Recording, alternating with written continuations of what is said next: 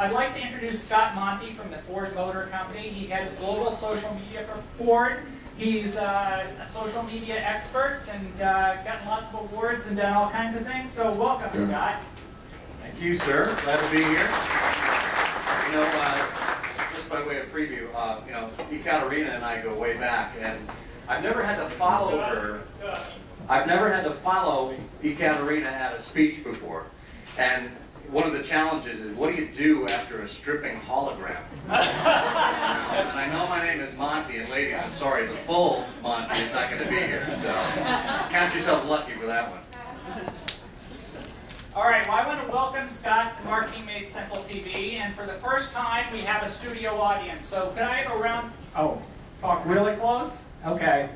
Watch that guy in the blue shirt in the back. He knows what he's talking about for audio. Ladies and gentlemen. So, to kick it off, can I get a big round of applause to start the show? Well, thank you, and welcome to Marketing Made Simple TV. We have Scott Monty with us in a live show. And Scott, let's start off. I know Ford had a big announcement this morning. So can you tell us what that announcement was? Sure. Today we were just over opening Social Media Week over at Bloomberg, and we took the audience through kind of a history of what we've done in social media and the lessons that we've learned along the way. It may have seemed like a giant Ford infomercial, but what we wanted to do is we wanted to bring out some universal truths that we could all learn from, whether we work at agencies or brands, companies large or small. And some of the things we considered were, first of all, if you've got a great story to tell, or if you've got a great product, rather, let go of your fear and let others tell the story for you. That was the lesson out of the Fiesta movement. Let other people take the vehicle and say whatever they wanted to say for 6 months. And we amplified it. When we launched the Explorer on Facebook rather than at an auto show, the lesson we learned was the complete integration of earned, owned, and paid media together. It's not enough just to have an advertising plan parallel to a PR plan parallel to your social media efforts. If you're going to do this well, if you're going to hit it out of the park, all three have to be completely integrated to really have a huge impact. When we used an orange puppet to launch the new global focus, yes, a puppet, the notion there was that people are interested in personalities, not product features. Right? They were there to follow the web series, the adventures of these two guys, a zany puppet and his official Ford handler, and the Ford Focus was the backdrop. Right? So we told their story, and people were interested in their interactions, not necessarily in the vehicle. That was an added benefit. And then last year we did Random Acts of Fusion, which I can't even begin to explain here because it was such a complex transmedia campaign. The lesson out of that was keep it simple. You know, keep it simple so people can understand it, so you can tell somebody what it's about in an elevator pitch, not, you know, over the course of a 5-minute conversation. Right? And to remember our own lessons. We actually took our eye off the ball there. We did not have completely integrated, earned, owned, and paid efforts for that, and it hurt us. Right? And then lastly, we're doing a program called Back At You for the new Fusion. People are raving about the Ford Fusion, and we want to call them out. We actually just changed the cover image for our Fusion Facebook page yesterday to a picture of the car and what a fan had said. You know, thanks for...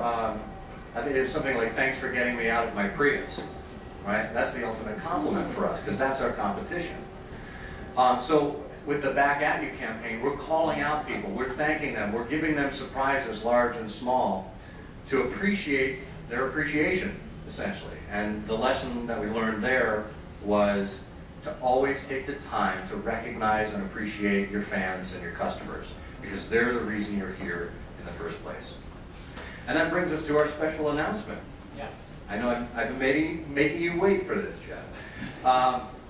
We announced today that today we are reopening the Fiesta movement. We've got a new 2014 Ford Fiesta with a 1.0-liter EcoBoost engine, so a turbocharged engine in this little car.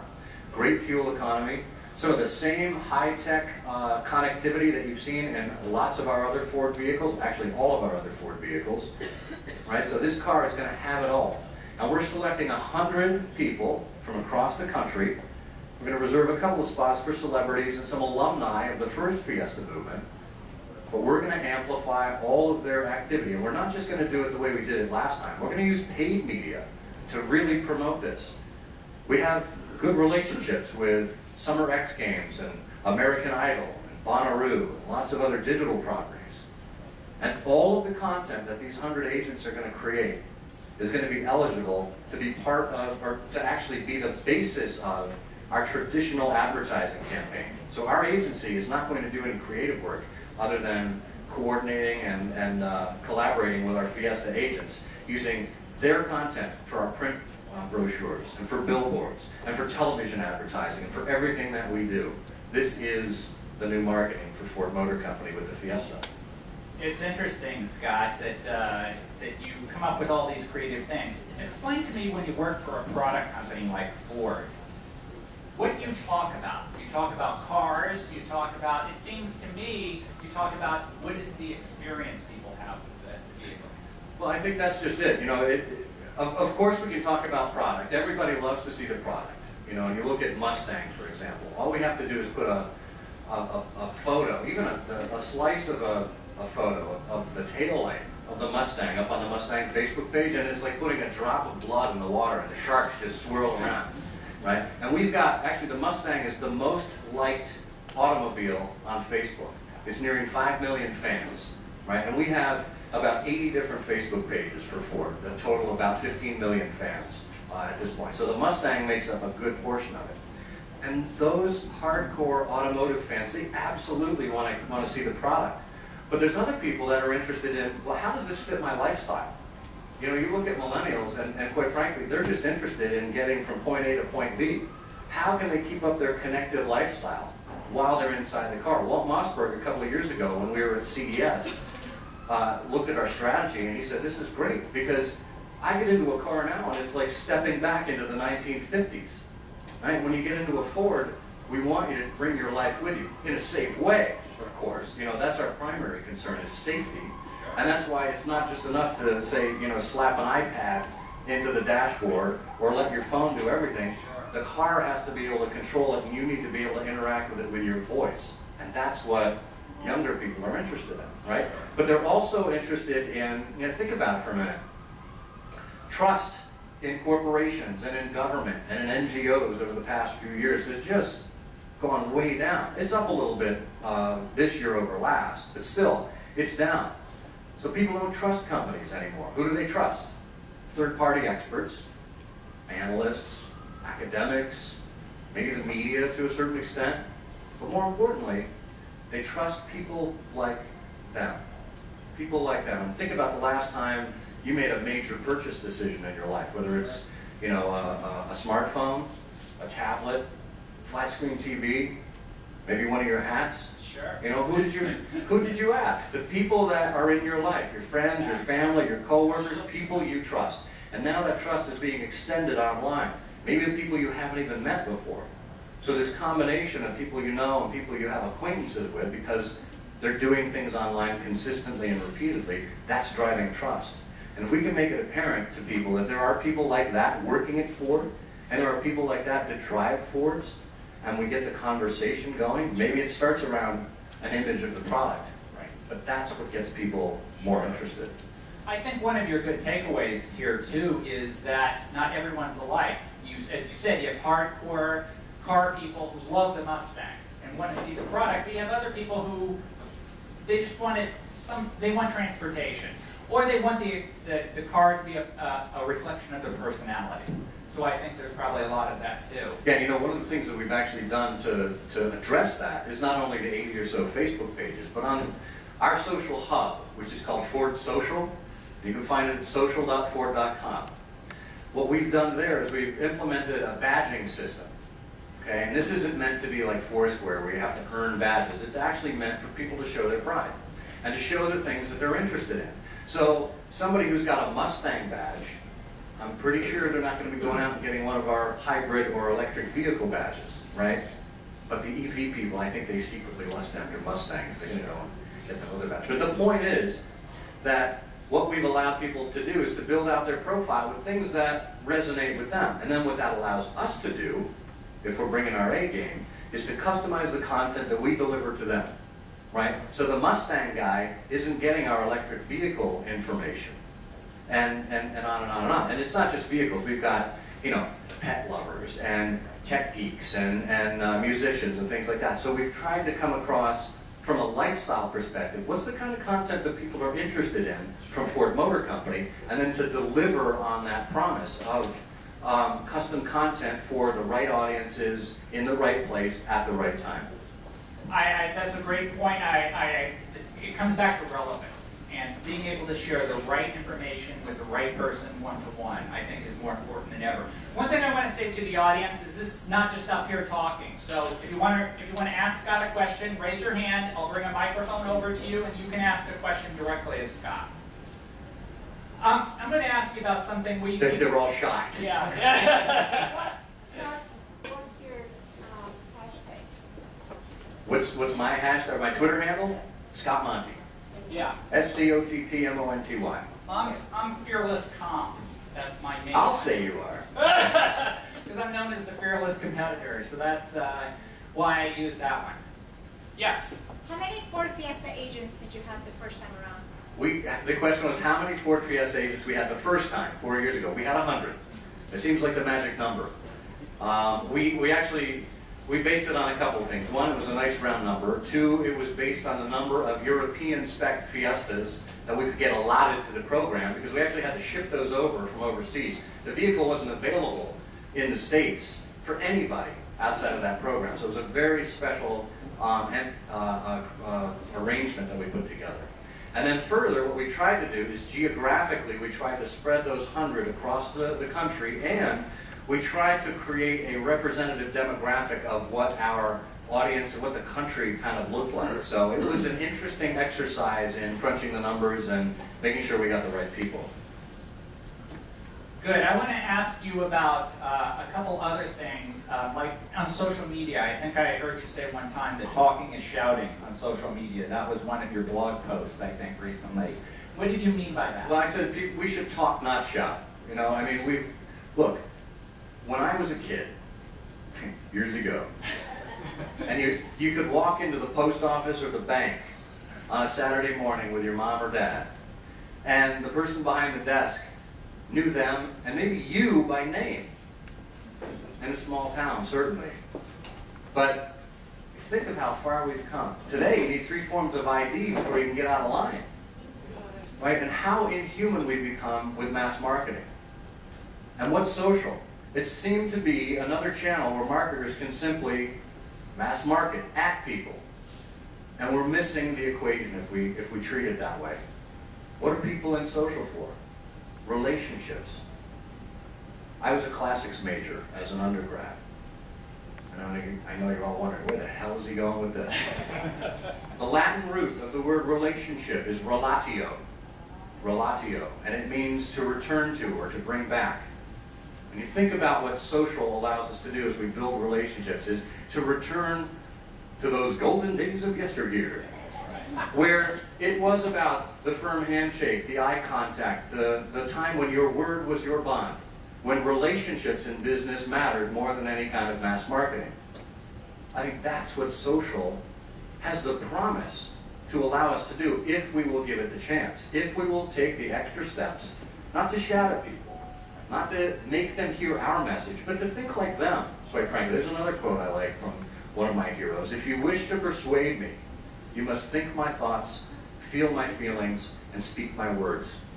And that's from Cicero, from 2,000 years ago. So you think about how little we as humans have changed over that time. The technology's changed, certainly, but we still want the same things. We want what's in it for us and the people that we care about. We want to be heard, and we want to be part of something bigger than ourselves. Right? So think about during the Super Bowl, right, when Oreo put out their instantly created response to the blackout. People shared that. Why? Not because it was an ad or because it looked like an ad, because it was cool. It resonated with them contextually and was relevant at that place and time, and they were proud to share it. As marketers, we need to think like consumers, not like marketers. Who's going to be proud to share our content? What are we going to do to make other people look good? And then we look good by association. Yeah, I like that. It's really about making other people look good. And I want to, last time we were together, we talked about this, because we hear a lot of labels, right? We hear, oh, I'm a B2B company. There was a question earlier, does Facebook work for B2B companies? And other people are in B2B, B2C. And I know you've got an opinion on this, what it's really all about. So why don't you share that with us? This is going to sound a little vulgar, but it's all P2P. It's people to people. You know, what is business? It's people collaborating to help derive an outcome. The outcome may be something you're creating together. The outcome may be a sale. The outcome may be somebody's more or less satisfied with something than when they began, but that's business. And, you know, B2B, yeah, there are people behind all of those businesses, and they travel, and they talk to other people. It's the same concept. It's just you may have to approach it tactically a little bit differently, but strategically, it's the same concept. Sure, when you think about it, these are people who are, you know, they have to get their kids ready for school, right? They have to deal with issues. They have to pay the bills. You know, we all have the same challenges, and a lot of people in this room have the same challenges you deal with every day. But, you know, you rent cars, and you get exposed to cars that way, and there's all different ways. So it's dealing with people.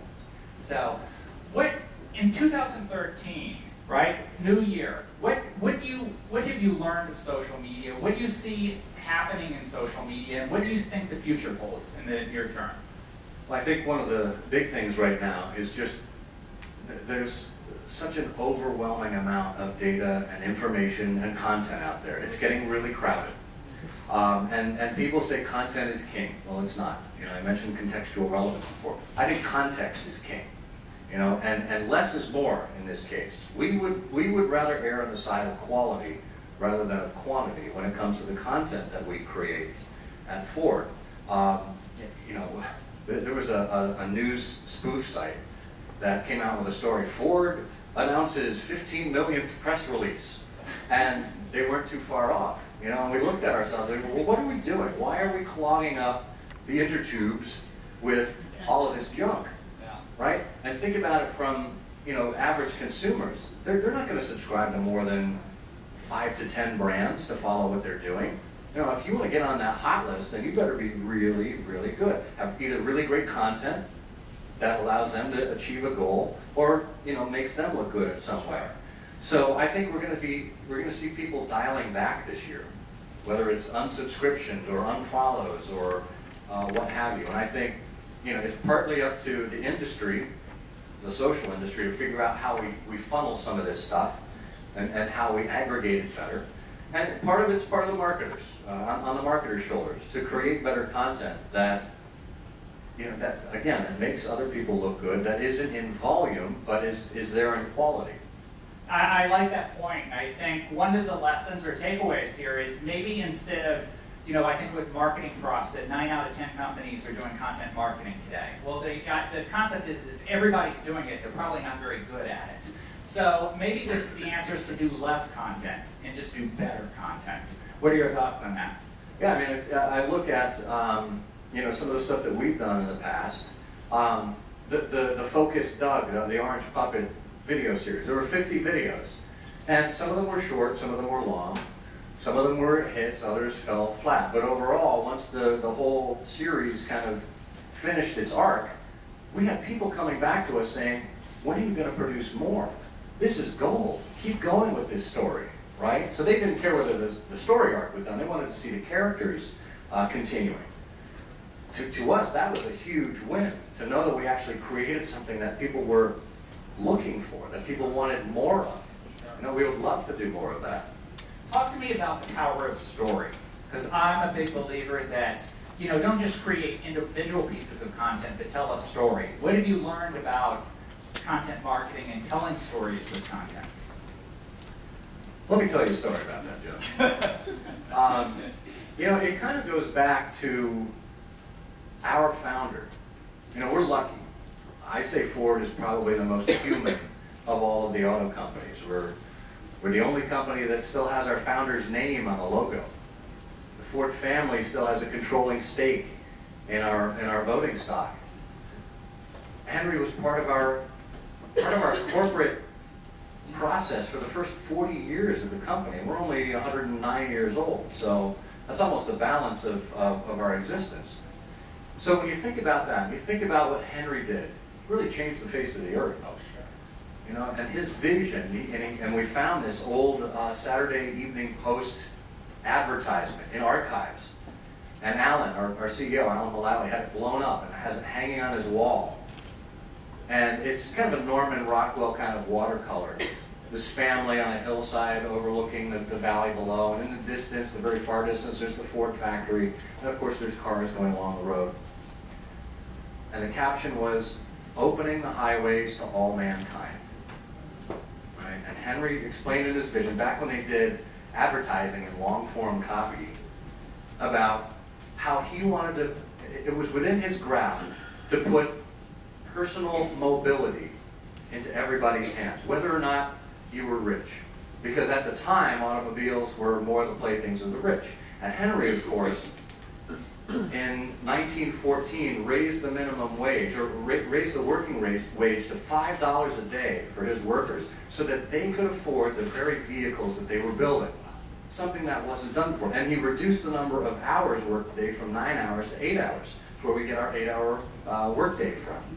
So we've got this heritage with Henry and this vision, opening the highways to all mankind. And you fast forward to today, and the cool thing is we're still executing on Henry's vision today.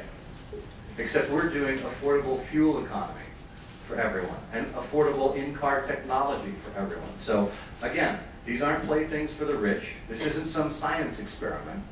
We've got a range of choices, whether you want, you know, a turbocharged vehicle or hybrid or plug-in hybrid or electric. It's what we call the power of choice, right? And you're somewhere on that spectrum.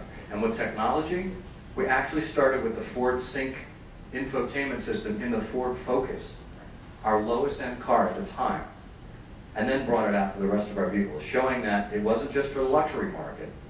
This is something we fundamentally believe in. So when you consider our corporate mission and our reason for being is based on the origins within Henry and the great stories that exist around Henry and his time and how we've continued to be part of the American fabric since then, the global fabric, really.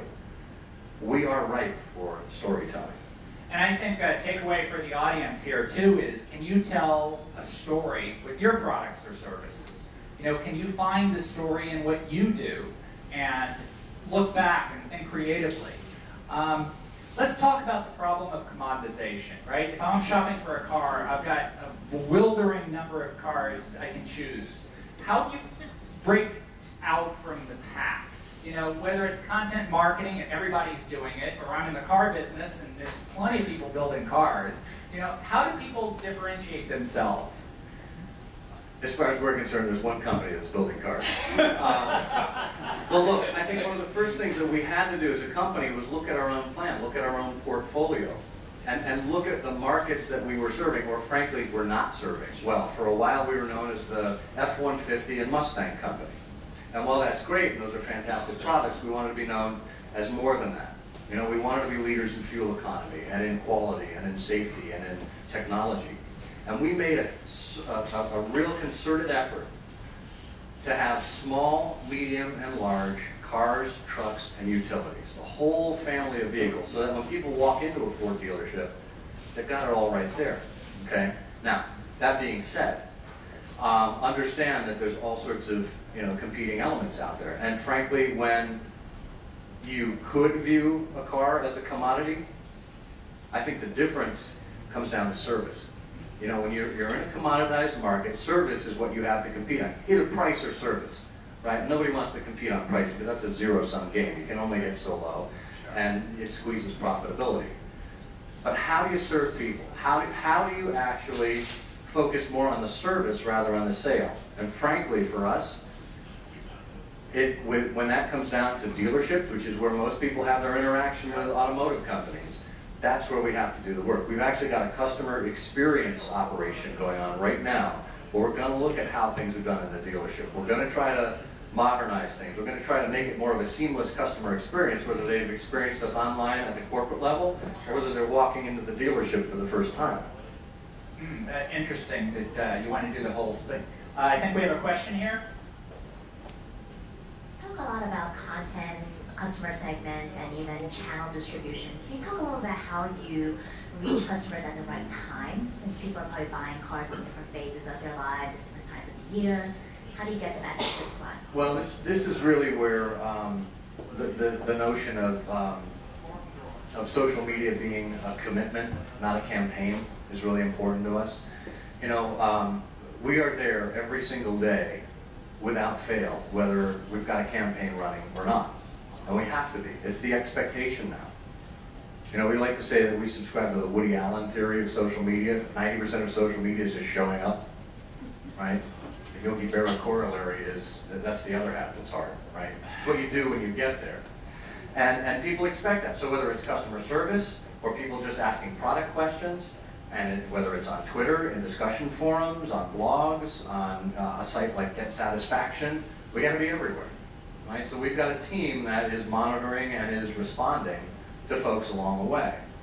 And the notion there is that if you're always on, if you have that foundation in place, when you do have those campaigns still, the spike that you have around paid media on those campaigns, because there's a limited time when you're rolling out a new model. You know, you're not doing it all throughout the year. But then that media won't have to work as hard when you're ready for that campaign spike. And you're more likely to have picked people up along the way wherever they happen to be in the sales cycle. You know, and in the auto industry, and it's not just, you know, complex sales like autos anymore. We're seeing it in consumer goods where people have so many touch points along the way. And in the auto industry, there are about 19 different sites or places they visit before they actually make their decision.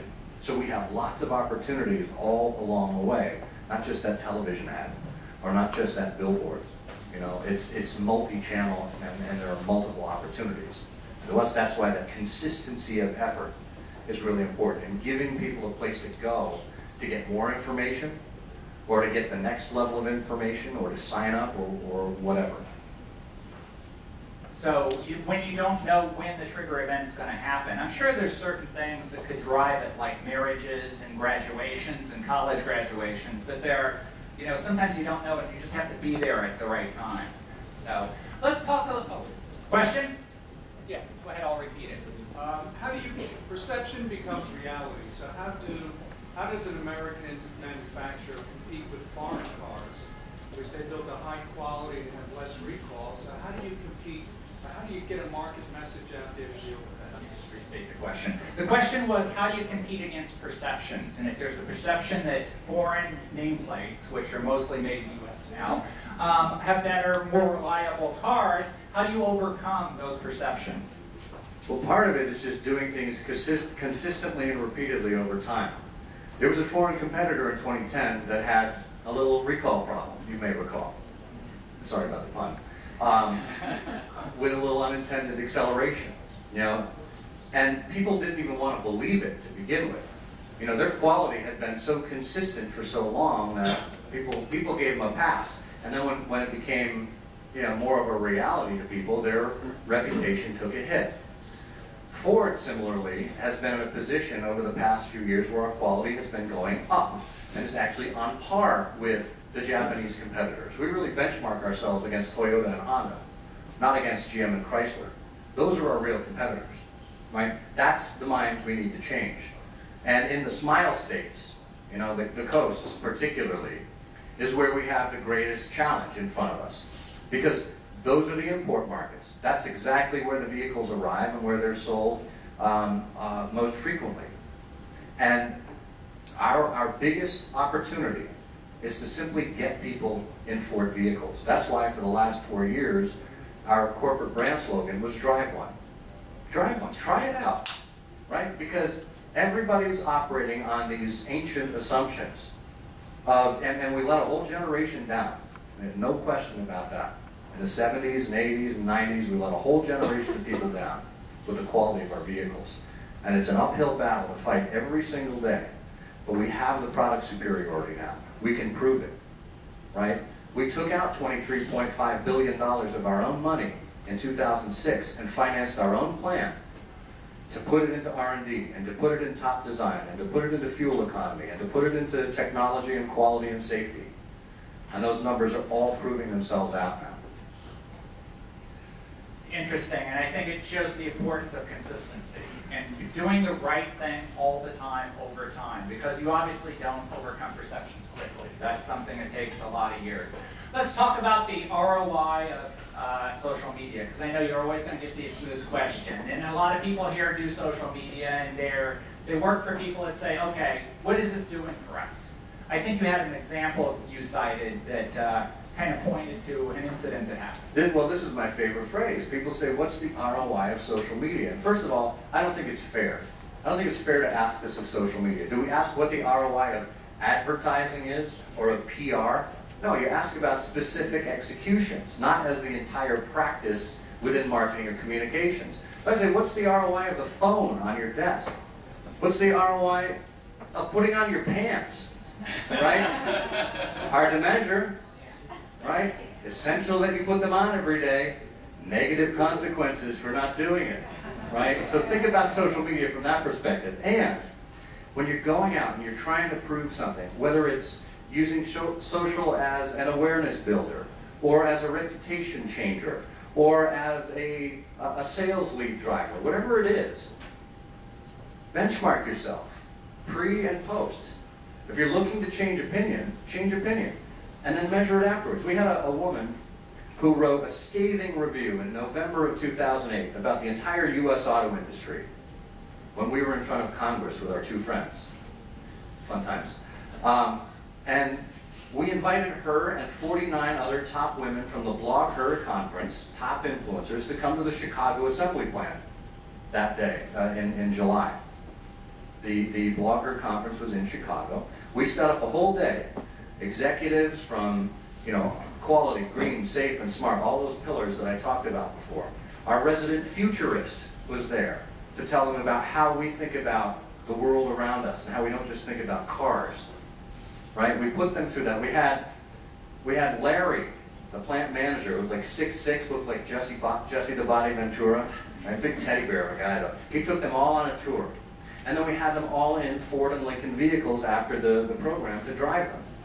At the beginning of the program, we surveyed every single one of them. We said, what do you think of Ford?